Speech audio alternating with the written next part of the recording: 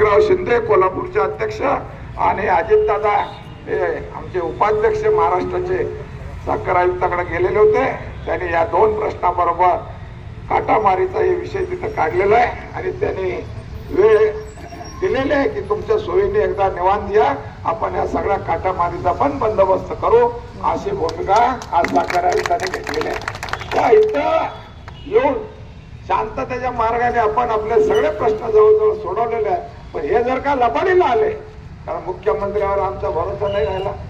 एका बाजूला तुम्ही 30 जून 26 पर्यंत कर्जमाफी झाली किंवा कर्जाला वसुली स्थगिती दिली म्हणता, आणि मग तिकडं हसन मुश्रीफ कोल्हापूरचे मंत्री यांच्या मंत्रिमंडळातले मंत्री आहेत आणि ते सांगतात की काही नाही झालं तरी आम्ही वसूल करणार. अरे काय तू कोण लागून गेला असा? तर या सगळ्या गोष्टी मंत्र्यामध्ये जर मेळ नसेल तर मुख्यमंत्र्यांनी आपल्या मंत्र्यांना तळ्यात ठेवा आणि अशा पद्धतीचे गैरविधान करता कामा नये.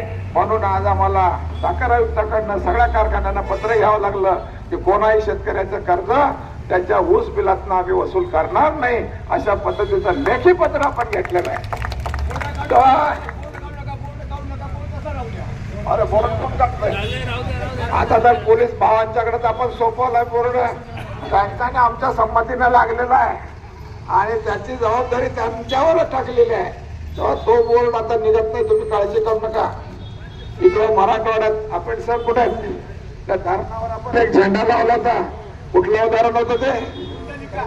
पुंडलिका परभणीमध्ये अप्पर पुंडलिका काहीतरी होता आणि पुनर्वसन झाल्याशिवाय हा झेंडा काढायचा नाही. तुम्हाला सांगतो तो झेंडा वाऱ्यानं फडफड फडफड फडफड करून चिंध्या झाल्या, पण त्या झेंड्याला कोणी हात लावला नाही.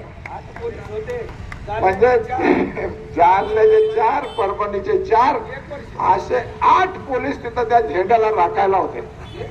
आमचं दहशत तिथं दाखवायची तिथं दाखवतोच. झोनबंदी उठवायच्या वेळेला काय तमाशा सगळ्या महाराष्ट्राने बघितला. जवळजवळ 1200-1300 एसट्या फोडल्यात, जाळल्यात आम्ही. तर हे पाळी आता या नावासाठी आणि ऊसाच्या भावासाठी पुन्हा करायला जाऊ नका, एवढंच आमची तुम्हाला विनंती आहे. आज आम्ही आलो, शांततेने झालं. तुमचं आमचं सगळ्यांच्या मताने आज जेवढं करायचं तेवढं केलेलं आहे. तर आम्हाला आता शपथ घ्यायची आणि लक्ष्मणराव वडले आपल्याला शपथ देतील आणि ही शपथ झाल्यानंतर आपण आपापल्या घरी शांततेने जायचं.